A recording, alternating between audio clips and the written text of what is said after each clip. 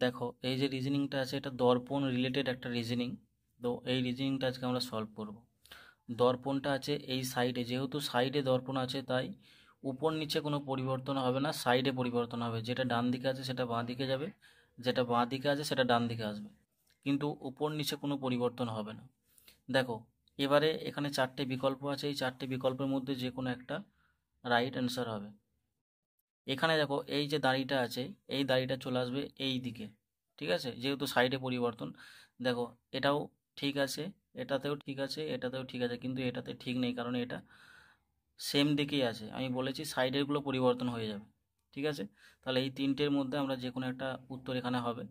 দেখো নেক্সট দেখো, এই ওপরে যে অর্ধবৃত্তাকার আছে এবং নিচে একটা যে গোল মতো বিন্দু আছে, এটা কিন্তু সেম এইরকমই হবে, উপর নিচে কিন্তু কোনো পরিবর্তন এখানে আমরা দেখতে পাবো না। তো যেহেতু সেম থাকবে তাই এটা অথবা এটা, এই দুটোর মধ্যে একটা অ্যান্সার হবে। আর এটা তো পরিবর্তন হয়েই গেছে, অর্ধবৃত্ত ছিল এটা বৃত্ত হয়ে গেছে, তাই এটাও আমরা বাদ দিয়ে দিতে পারি। তাহলে এই অপশন ডি এবং অপশন বি বাদ হয়ে গেল, ঠিক আছে।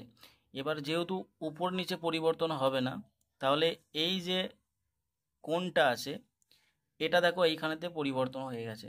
আমি বলেছি উপর নিচে হবে না, তাহলে এই অপশনটাও হবে না, এটা হবে রাইট অ্যান্সার। কারণ এই যে কোণটা আছে, কোণটা দেখো পরিবর্তন এখানে হয়নি। এবং তোমরা এটার সাথে এটা যদি তুলনা করো, সম্পূর্ণ এটার সাথে এটা দেখবে সাইডে পরিবর্তন হয়েছে, এটা যা আছে এটা তার উল্টো আছে, সাইডে পরিবর্তন কিন্তু উপর নিচে কোনো পরিবর্তন নেই। তাই আমরা বলতে পারি এই রিজনিংটার উত্তর হবে অপশন